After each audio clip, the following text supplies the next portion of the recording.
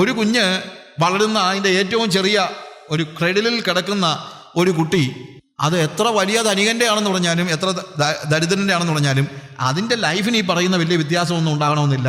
അത് അറിയുന്നില്ല, അത് ആരുടെ മകനാണെന്ന് പോലും ശരിക്കും അറിയുന്നില്ല. അതിൻ്റെ പിതൃത്വമോ പുത്രത്വമോ ഒന്നും ഞാൻ ചോദ്യം ചെയ്യുന്നില്ല. പക്ഷേ അത് തിരിച്ചറിയുമ്പോൾ ഉണ്ടാകുന്ന ഒരു വലിയ വ്യത്യാസം. തൊട്ടിലിൽ കിടക്കുന്ന ശിശു അപ്പൻ്റെ സ്വത്തിൻ്റെ അവകാശിയാണെന്ന് പറഞ്ഞിട്ട് കാര്യമില്ല. ഒരുപക്ഷെ അവൻ്റെ പേരിൽ അപ്പൻ അധികാരപത്രം എഴുതി ബാങ്കിൻ്റെ ലോക്കറിൽ വെച്ച് കാണും. അതും ഇവൻ്റെ ജീവിതത്തിന് വ്യത്യാസം ഉണ്ടാക്കുന്നില്ല. അതവൻ ഉപയോഗിക്കുന്നില്ലെങ്കിൽ, അത് ഉപയോഗിക്കണമെങ്കിൽ ആ സ്വത്ത് അവൻ സ്വീകരിക്കണം. അവന് ഓൾറെഡി ഉള്ള സ്വത്താണ്, പക്ഷെ ആ ഉള്ള സ്വത്ത് തന്നെ അവൻ എന്ത് ചെയ്യണം? റിസീവ് ചെയ്യണം. റിസീവ് ചെയ്താൽ മാത്രമേ അവനത് ഉപയോഗിക്കാൻ പറ്റുള്ളൂ. അതുകൊണ്ടാണ് പരിശുദ്ധാത്മാവിൻ്റെ സ്വീകരണം എന്ന് പറയുന്നത് ഒരു വിശ്വാസിയിൽ സംഭവിക്കേണ്ട ഒരു കാര്യമാകുന്നത്. പരിശുദ്ധാത്മാവ് ജന്മാവകാശമാണെന്ന് ഞാൻ അതിനെ എതിർക്കുന്നൊന്നുമില്ല, പക്ഷെ നമ്മൾ സ്വീകരിക്കണം. ഞാൻ എൻ്റെ ഇപ്പോൾ when I am sending my son to somebody, എൻ്റെ മകനെ അല്ലെങ്കിൽ എൻ്റെ മകളെ ഞാനൊരു സ്ഥലത്തേക്ക് പറഞ്ഞു വിടുന്നു, ഒരു കാര്യത്തിന് വേണ്ടി പഠിക്കാൻ പറഞ്ഞു വിടുകയാണെന്ന് വെച്ചോ. ഞാൻ പഠിക്കാൻ പറഞ്ഞു വിടുമ്പോൾ, ഞാൻ ശ്രുതിയെ ബാംഗ്ലൂരിൽ പറഞ്ഞു വിടുന്നതായ സമയത്ത് ഞാൻ ചെയ്ത ഒരു കാര്യമുണ്ട്. ഞാൻ അവൾക്ക് ഒരു അക്കൗണ്ട് തുടങ്ങി. ആ അക്കൗണ്ടിൽ അവൾക്ക് ആവശ്യമുള്ള പണം അയച്ചു കൊടുക്കുകയും ഒരു ATM കാർഡ് അവിടെ കൊടുത്തു. ഇല്ലേ? അവൾക്കുള്ള പണം എത്ര എൻ്റെ കയ്യിലുണ്ടെന്നുള്ളത് വിഷയമല്ല. അവളുടെ പേരിൽ ഒരു അക്കൗണ്ട് തുടങ്ങുമ്പോഴാണ്, അല്ലെങ്കിൽ ആ അക്കൗണ്ടാണ് അവളുടെ റിസോഴ്സ് എന്ന് പറയുന്നത്. എൻ്റെ സകല സമ്പത്തും, എനിക്ക് ഒരു മകനുണ്ട്, എൻ്റെ അല്ലെങ്കിൽ എനിക്ക് 10 മക്കളുണ്ടെന്ന് വെക്കുക, ഈ 10 മക്കൾക്കായിട്ട് എൻ്റെ സകല സ്വത്തും അവകാശപ്പെട്ടതാണെന്ന് പറഞ്ഞിട്ട് അർത്ഥമില്ല. സ്വത്ത് അവിടെ കിടക്കുകയാണ്. പക്ഷെ എനിക്ക് റിയലൈസ് ചെയ്യണമെങ്കിൽ എന്താണ്? എനിക്കൊരു അക്കൗണ്ട് ഉണ്ടായിരിക്കണം. ഈ അക്കൗണ്ടിൽ വരുന്ന പണം ഞാൻ ഒരു ATM കാർഡ് വെച്ച് വിഡ്രോ ചെയ്യുന്നത് പോലെ ഉപയോഗത്തിനനുസരിച്ച് വിഡ്രോ ചെയ്യാൻ നല്ല കാര്യവിചാരകനായിരിക്കണം. അത് വേറെ കാര്യം. ഞാൻ പണം ഇടുന്നതെല്ലാം കൂടെ എടുത്തുകൊണ്ട് പോകുന്ന കാര്യമല്ല. പക്ഷേ എന്ത് കാര്യത്തിന് വേണ്ടി ഞാൻ എൻ്റെ മകനെ ഒരു പ്രോജക്റ്റ് ഏൽപ്പിച്ചോ, അത് പഠിക്കുകയായിരിക്കാം, ജോലി ആയിരിക്കാം, എന്തുമായിക്കോട്ടെ, അതിനു വേണ്ടി ആവശ്യമുള്ള പണം അക്കൗണ്ടിൽ എൻ്റെ അപ്പൻ അത്രയും പൈസ ഉണ്ടെന്ന് പറഞ്ഞിട്ട് കാര്യമല്ലോ ഉണ്ടോ? ഇല്ല. അതെൻ്റെ ജന്മാവകാശമാണെന്ന് പറഞ്ഞിട്ട് കാര്യമുണ്ടോ? ഇല്ല. ഒരു അക്കൗണ്ട് തുറന്നേലേ പറ്റുള്ളൂ. ആ അക്കൗണ്ട് തുറക്കുന്നത് പോലെ, പിതാവിന് ട്രാൻസ്ഫർ ചെയ്യാൻ പറ്റുന്ന രീതിയിൽ ഒരു അക്കൗണ്ട് തുറക്കുന്നത് പോലെയാണ് ശരിക്കും പരിശുദ്ധാത്മാവിനെ ഒരു വിശ്വാസി സ്വീകരിക്കുന്നത്. അത് നിങ്ങൾക്ക് ഒരു ക്ലാരിറ്റി കിട്ടാൻ വേണ്ടി ഞാൻ പറഞ്ഞ ഒരു ഉദാഹരണമാണ്. പിതാവ് സ്വർഗത്തിൽ എനിക്ക് വേണ്ടി ഒരു അക്കൗണ്ട് തുറക്കുകയാണ്. When I receive the Holy Spirit, പിതാവ് സ്വർഗത്തിൽ എനിക്ക് വേണ്ടി ഒരു അക്കൗണ്ട് തുറക്കുകയാണ്. എന്തിനാണെന്നറിയാമോ? പിന്നീടുള്ള എൻ്റെ ഭൂമിയിൽ ജീവിക്കാൻ ആവശ്യമായ റിസോഴ്സസ് എല്ലാം ഈ പരിശുദ്ധാത്മാവിലൂടെയാണ്, ഈ അക്കൗണ്ടിലൂടെയാണ് പിതാവ് ഒഴുക്കി തരുന്നത്. I hope you understand. അതുകൊണ്ട് അങ്ങനെ ഒരു അക്കൗണ്ട് തുടങ്ങുക എന്ന് പറയുന്നതാണ് വാസ്തവത്തിൽ പരിശുദ്ധാത്മാവിനെ സ്വീകരിക്കുക. അതിൻ്റെ അർത്ഥം അന്നേരമാണ് പരിശുദ്ധാത്മാവ് എൻ്റെ ബന്ധം ആദ്യം തുടങ്ങുകയാണെന്നല്ല. എൻ്റെ അപ്പനും ഞാനുമായിട്ടുള്ള ബന്ധം അപ്പൻ എനിക്ക് അക്കൗണ്ട് തുടങ്ങുമ്പം ആണോ തുടങ്ങുന്നത്? അല്ല, അതിന് മുമ്പേ തുടങ്ങിയതാണ്. പക്ഷേ അപ്പൻ്റെ റിസോഴ്സ് എൻ്റെ കയ്യിൽ എത്തണമെങ്കിൽ എന്ത് വേണം? ഒരു ചാനൽ വേണം. ആ ചാനലാണ് ശരിക്കും ഒരു അക്കൗണ്ടാണ്. When you receive the Holy Spirit, അവിടം മുതൽ പിതാവിന് നമ്മിലേക്ക് ഒഴുക്കിത്തരാൻ. അതുകൊണ്ടാണ് എഫെസ്യ ലേഖനം 1:17-18 വാക്യം അവിടെ പറഞ്ഞിരിക്കുന്നത്, വിശ്വസിക്കുന്ന നമുക്ക് വേണ്ടി വ്യാപരിക്കുന്ന ശക്തിയുടെ അളവറ്റ വലിപ്പം. സ്വർഗത്തിലെ ദൈവത്തിന്റെ ശക്തിയുടെ അളവറ്റ വലിപ്പം എത്രയാണെന്നല്ല അവിടെ പറയുന്നത്. അതൊന്നും മനസ്സിലാക്കാനൊന്നും നമ്മൾ പഠിച്ചിട്ടില്ല, നമ്മളെ കൂടെ പറ്റുകയില്ല. പക്ഷേ സ്വർഗത്തിൽ നിന്ന് ഭൂമിയിലേക്ക് നമുക്ക് വേണ്ടി വ്യാപരിക്കുന്ന ശക്തിയുടെ ആ വ്യാപരിക്കുക, ആ ഒഴുക്കുണ്ടല്ലോ. ഞാൻ മകനാകുമ്പോൾ തന്നെ സ്വർഗത്തിലെ സകല ആത്മീക അനുഗ്രഹങ്ങൾ എൻ്റെ വകയാണ്. എന്നാൽ സ്വർഗത്തിൽ അവിടുത്തെ റിസർവോയറിൽ നിന്ന് എന്നിലേക്ക് ഒഴുക്കിത്തരാനുള്ള ഒരു ചാനലാണ് ഹോളി സ്പിരിറ്റ് എന്ന് പറയുന്ന എൻ്റെ അക്കൗണ്ട് എന്ന് പറയുന്നത്. ഞാൻ പരിശുദ്ധാത്മാവിനെ സ്വീകരിക്കുക എന്ന് പറയുന്നത്. അവിടെ നിന്ന് ഓരോ ദിവസത്തേക്കും ആവശ്യമായത് ഞാൻ ATM കാർഡിൽ നിന്ന് വിഡ്രോ ചെയ്യുന്നത് പോലെ വിഡ്രോ ചെയ്തുകൊണ്ടിരിക്കുകയാണ് ഓരോ ദിവസത്തേക്കും. When I live in this world, ഞാൻ ഈ ഭൂമിയിൽ ജീവിക്കുമ്പോൾ എൻ്റെ വിശുദ്ധ ജീവിതത്തിന് ആവശ്യമായ റിസോഴ്സസ് ഭൂമിയിൽ നിന്ന് എനിക്കൊന്നും കിട്ടത്തില്ല. ഭൂമിയിലുള്ള ഒരു റിസോഴ്സ് കൊണ്ടും ആദാമിൽ നിന്ന് എനിക്ക് കിട്ടിയതായ ഒരു നന്മ കൊണ്ടും ഒരു വിശുദ്ധ ജീവിതം ജീവിക്കാനുള്ള ശക്തിയൊന്നും എനിക്കില്ല. അതിനെന്ത് വേണം? ഞാൻ സ്വീകരിച്ച പരിശുദ്ധാത്മാവിലൂടെ സ്വർഗത്തിൻ്റെ ആ അളവറ്റ ആത്യന്തിക ശക്തിയുടെ വലിപ്പമുള്ള ശക്തി പിതാവിനിലേക്ക് ഒഴുക്കി തന്നാലേ എനിക്ക് വിശുദ്ധ ജീവിതം ജീവിക്കാൻ പറ്റുള്ളൂ. അതുകൊണ്ടാണ് ഞാൻ പറഞ്ഞത്, ഹോളി സ്പിരിറ്റ് ആണ് എന്നെ വിശുദ്ധ ജീവിതത്തിന് പ്രാപ്തമാക്കുന്നത്. അവനിലൂടെയാണ് സ്വർഗത്തിൻ്റെ ശക്തി എന്നിലേക്ക് ഒഴുകി കിട്ടുന്നത്. എന്നാൽ ഈ പരിശുദ്ധാത്മാവിനെ പറ്റി നമ്മൾ പറയുമ്പോൾ ഞാൻ മുമ്പേ പറഞ്ഞല്ലോ, അവൻ ഹീസ് എൻ്റെ റിസോഴ്സ്, അവനാണ്. അത് എനിക്ക് സ്വർഗത്തിലുണ്ടെങ്കിൽ തന്നെ അത് എന്നിലേക്ക് ഒഴുക്കി തരുന്നത് when I receive the Holy Spirit, I know it. അത് ഞാൻ അറിയുന്നു, അത് ഞാൻ അനുഭവിക്കുന്നു, അതെനിക്ക് റിയാലിറ്റി ആവുകയാണ്. പരിശുദ്ധാത്മാവിൻ്റെ ജന്മാവകാശമാണെന്ന് പറയുന്ന മിക്ക ആളുകൾക്കും പരിശുദ്ധാത്മാവ് ഒരു റിയാലിറ്റി ആയിട്ട് അനുഭവിക്കുന്നില്ല. It's a reality, but they are not experiencing it. ഞാൻ പറഞ്ഞല്ലോ, ദൈവശാസ്ത്രജ്ഞന്മാരൊക്കെ പരിശുദ്ധാത്മാവിൻ്റെ, അത് ഇവാഞ്ചലിക്കൽ തിയോളജിയൻസും മറ്റുള്ള ആളുകളും ഒന്നും പരിശുദ്ധാത്മാവിൻ്റെ കാര്യങ്ങളെക്കുറിച്ചൊന്നും എതിർത്തൊന്നും പറയുന്നില്ല. പക്ഷേ അതിൻ്റെ ജന്മാവകാശമാണെന്നൊക്കെ ജോൺ സ്റ്റോട്ട് പറയുമ്പോൾ ദ തിങ് ഈസ്, ജോൺ സ്റ്റോട്ടിന് ചിലപ്പോൾ അനുഭവിക്കാൻ പറ്റും, പക്ഷേ ഇത് ജന്മാവകാശമാണെന്ന് പറഞ്ഞുകൊണ്ട് വായിച്ചു നടക്കുന്ന ആളുകളൊന്നും പരിശുദ്ധാത്മാവിനെ എന്ത് ചെയ്യുന്നില്ല. They are not experiencing. അവർ പരിശുദ്ധാത്മാവിനെ അനുഭവിക്കുന്നില്ല. അത് ഞാൻ അറിയണം. പരിശുദ്ധാത്മാവിൻ്റെ ജന്മാവകാശം എന്ന് പറയുമ്പോഴത്തേക്ക് ഒരു പാസീവായിട്ടുള്ള തിങ്ങാണ്.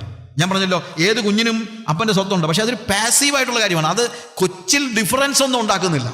പക്ഷേ when I start an account and sending money, and when he receives it and when he start using it, അപ്പോഴെന്താണ്? അത് പാസീവ് അല്ല, അതൊരു ആക്റ്റീവായിട്ടുള്ള കാര്യമാണ്. അതുകൊണ്ട് പരിശുദ്ധാത്മാവിൻ്റെ റിസീവിങ് എന്ന് പറയുന്നത് ഒരു വളരെ ആക്റ്റീവായിട്ടുള്ള കാര്യമാണ്.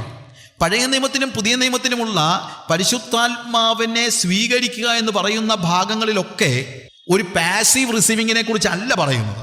വളരെ ചലനാത്മകമായ, പ്രവർത്തനക്ഷമമായ ഒരു ആക്റ്റീവ്, വൈബ്രന്റ്, റാഡിക്കൽ റിസീവിങ്ങിനെ കുറിച്ചാണ്, ഒരു സ്വീകരണത്തെക്കുറിച്ചാണ് പഴയ നിയമത്തിലും പുതിയ നിയമത്തിലും എല്ലാം പറയുന്നത്. Active receiving by knowing it, accepting it and practising it. അല്ലാതെ ഒരു പാസീവായിട്ടുള്ള കാര്യമാണ്. You start exercising the authority you possess. We possess the authority and we are using it. നമുക്കുള്ളതായ ആ ബെർത്ത് റൈറ്റ് ആണ്. പക്ഷെ ആ ബെർത്ത് റൈറ്റ് വസ്തുവിൻ്റെ ആധാരം ബാങ്കിലിരിക്കുന്നത് പോലെ എനിക്ക് ബാങ്കിൻ്റെ ലോക്കറിലിരിക്കുന്ന ഒരു കാര്യമായിട്ടല്ല. അതെനിക്ക് ഉണ്ടെന്ന് ഞാൻ പറഞ്ഞു നടക്കുകയല്ല. അത് സ്വീകരിക്കുകയാണ്. അതിന് ഒരു എഫക്റ്റ് ഉണ്ടാവുകയാണ്, ഒരു ആക്റ്റീവ്നെസ് ഉണ്ടാവുകയാണ്. അതുകൊണ്ടാണ് അപ്പോസ്തല പ്രവൃത്തി 1-ാം അധ്യായത്തിൽ 8-ാം വാക്യത്തിൽ പരിശുദ്ധാത്മാവ് നിങ്ങളുടെ മേൽ വരുമ്പോൾ സംതിങ് ഈസ് ഹാപ്പനിങ്. ശക്തി ലഭിച്ചിട്ട് ആ ശക്തി നിങ്ങൾ ഉപയോഗിക്കുകയാണ്. ഈ ആക്റ്റീവ് റിസപ്ഷൻ, അതിനെക്കുറിച്ചാണ് നമ്മൾ നെക്സ്റ്റ് സെഷനിൽ റിസീവ് എന്ന് പറയുന്ന വാക്കിൻ്റെ പ്രത്യേകതയെക്കുറിച്ച് നമ്മൾ പഠിക്കുമ്പോൾ നമുക്ക് കുറച്ചുകൂടെ കാര്യങ്ങളെക്കുറിച്ച് മനസ്സിലാക്കാൻ പറ്റും. പരിശുദ്ധാത്മാവ് ഒരു അവകാശം എന്ന നിലയിൽ മാത്രമല്ല, അവിടെ ഞാൻ വായിക്കും, നിങ്ങൾ ശക്തി ലഭിച്ചിട്ട് അവകാശം മാത്രമല്ല, ഒരു അധികാരവുമാണ്. It is not only a right. Holy Spirit is my birth right എന്ന് പറയുന്നു, ശരി. പക്ഷേ ഒരു ബർത്ത് റൈറ്റ് മാത്രമല്ല, it gives you an authority. That is very much important. നിങ്ങൾക്ക് ശക്തി ലഭിച്ചിട്ട് അവകാശം മാത്രമല്ല, അത് അധികാരവുമാണ്. പ്രവർത്തിക്കാനുള്ള അവകാശം മാത്രമല്ല, പ്രവർത്തിക്കാനുള്ള അധികാരവുമാണ്. ദൈവം എന്നെ ഫലമേൽപ്പിച്ചിരിക്കുന്ന ഒരു മിഷൻ ഉണ്ട്. ആ മിഷൻ ചെയ്യാനുള്ള സ്വാതന്ത്ര്യമാണ് എനിക്ക് ശരിക്കും അതോറിറ്റി തരുന്നത്. ഐ ഹാവ് അതോറിറ്റി എന്ന് തന്നെയല്ല, it is not just an authority, it is also power. Power എന്ന് പറയുമ്പോൾ അതെനിക്ക് റിസോഴ്സാണ്. സോ ഹോളി സ്പിരിറ്റ്, പരിശുദ്ധാത്മാവ് എനിക്ക് ബാങ്കിൻ്റെ ലോക്കറിലിരിക്കുന്നത് പോലെ പാസീവായിട്ടുള്ള ഒരു ബർത്ത് റൈറ്റ് മാത്രമല്ല, റൈറ്റ് എന്ന് പറയുന്നത് പോലെ തന്നെ that is an authority and that gives me power. It's a birthright, yes. എന്നാൽ ദൈവം എനിക്കൊരു മിഷൻ തന്നിട്ടുണ്ട് ഭൂമിയിൽ ജീവിക്കാനായിട്ട്. ആ ദൗത്യം എന്താണോ അത് ഓരോരുത്തരും മനസ്സിലാക്കണം. എഫേസ്യ ലേഖനം 1-ാം അധ്യായത്തിൻ്റെ 17-ാം വാക്യം നമ്മൾ വായിക്കുന്നതാണ്, നിങ്ങളെ വിളിച്ച വിളിയാലുള്ള ആശ ഇന്നത് നിങ്ങൾ തിരിച്ചറിയണം. തിരിച്ചറിഞ്ഞുകൊണ്ട് മാത്രം കാര്യമില്ല. തിരിച്ചറിഞ്ഞിട്ട് ചെയ്യാൻ പറ്റിയില്ലെങ്കിൽ എന്താ പ്രയോജനം? അതുകൊണ്ട് തിരിച്ചറിയുമ്പോൾ തന്നെ നിങ്ങളെ വിളിച്ചപ്പോൾ ദൈവത്തിനുള്ള ആശ എന്താണോ അത് ചെയ്യാനുള്ള അധികാരവും നിങ്ങൾക്ക് നൽകിയിരിക്കുകയാണ്. അതുകൊണ്ടാണ് മത്തായിയുടെ സുവിശേഷം 28-ാം അധ്യായത്തിൻ്റെ 20-ാം വാക്യം 18 മുതലുള്ള വാക്യങ്ങൾ വായിക്കുമ്പോൾ, ഭൂമിയിൽ, സ്വർഗത്തിലും ഭൂമിയിലും സകല അധികാരവും എനിക്ക് നൽകപ്പെട്ടിരിക്കുന്നു, ആകയാൽ നിങ്ങൾ പുറപ്പെട്ട്. God gave the authority to Jesus and Jesus has given this authority to you, the church. അപ്പോൾ ഒരു ദൗത്യമുണ്ട്. ആ ദൗത്യം ചെയ്യാനുള്ള അവകാശമുണ്ട്, അധികാരമുണ്ട്. And also we have the power. We have a mission and we have authority. That means you have freedom and you have power. You have resources. കർത്താവ് നമുക്ക് resources തന്നിരിക്കുകയാണ്. എൻ്റെ മോനെ ഞാനൊരു പ്രോജക്റ്റ് ഫലമേൽപ്പിച്ചാൽ അവൻ്റെ പേര് ഞാനൊരു അക്കൗണ്ട് തുറക്കുന്നു. ഞാൻ അവനെ ഫലമേൽപ്പിച്ച ദൗത്യം നിർവഹിക്കാൻ ആവശ്യമായ റിസോഴ്സസ് ഞാൻ അവൻ്റെ അക്കൗണ്ടിലേക്ക് ട്രാൻസ്ഫർ ചെയ്യുന്നു. എന്നാൽ അവനത് റിസീവ് ചെയ്യണം. അത് റിസീവ് ചെയ്യുമ്പോൾ മാത്രമാണ് അവൻ അധികാരവും അവന് ശക്തിയും ഉണ്ടാകുന്നത്. അക്കൗണ്ടിൽ പൈസ കിടക്കുന്നത് കൊണ്ട് മാത്രം അതുണ്ടാകുന്നില്ല. ഇതുപോലെ പരിശുദ്ധാത്മാവിനെ പ്രത്യക്ഷത്തിൽ ഞാൻ എന്ത് ചെയ്യണം? എൻ്റെ ജന്മാവകാശമാണ്, ഞാൻ സമ്മതിച്ചു, പക്ഷേ ഞാൻ റിസീവ് ചെയ്യണം. പരിശുദ്ധാത്മാവിനെ റിസീവ് ചെയ്യണം. ഞാൻ എൻ്റെ വാക്കുകളെ അവസാനിപ്പിക്കട്ടെ. നമുക്ക് ഒരു നിമിഷം കണ്ണുകളെ അടയ്ക്കാം. ഹോളി സ്പിരിറ്റിനെ കുറിച്ച്, പ്രത്യേകിച്ച് പരിശുദ്ധാത്മാവിൻ്റെ വരങ്ങളെക്കുറിച്ച് നമ്മൾ പഠിക്കുമ്പോൾ പരിശുദ്ധാത്മാവിനെ എന്തിനു വേണ്ടി നമുക്ക് നൽകിയിരിക്കുന്നു എന്നുള്ളത് നമ്മൾ മനസ്സിലാക്കണം. കൽപ്പനകളെ അനുസരിക്കാനുള്ള ശക്തി, അവൻ നമ്മുടെ സകല സത്യത്തിലേക്കും വഴി നടത്തും. അവനെ മനസ്സിലാക്കാനുള്ള പരിജ്ഞാനം, കൽപ്പനകളെ അനുസരിക്കാനുള്ള ശക്തി, അവനെ മനസ്സിലാക്കാനുള്ള പരിജ്ഞാനം. അവനിൽ ജ്ഞാനത്തിൻ്റെയും പരിജ്ഞാനത്തിൻ്റെയും നിക്ഷേപങ്ങളൊക്കെയും ഗുപ്തമായിരിക്കുന്നു. ബുദ്ധിപരമായത് മനസ്സിലാക്കാൻ കഴിയില്ല. കർത്താവ് ആത്മാവാകുന്നു. അവനെ അറിയുന്നവർ അവനെ ആത്മാവിൽ അറിയണം. അങ്ങനെ മാത്രമേ നമുക്ക് ആത്മാവിനെ, കർത്താവിനെ അറിയാനായിട്ട് കഴിയത്തുള്ളൂ. ബാക്കിയുള്ളതൊക്കെ പുറമേ ഉള്ള അറിവാണ്. എന്നാൽ സകല സത്യത്തിലേക്കും വഴി നടത്തുന്ന പരിശുദ്ധാത്മാവ് കർത്താവിനെ മനസ്സിലാക്കേണ്ടതിന് നിങ്ങൾക്ക് അവനെ വരച്ച് കാട്ടിത്തരും. അവൻ നമ്മളെ യേശുവിൻ്റെ വാക്കുകളെ ഓർപ്പിക്കും.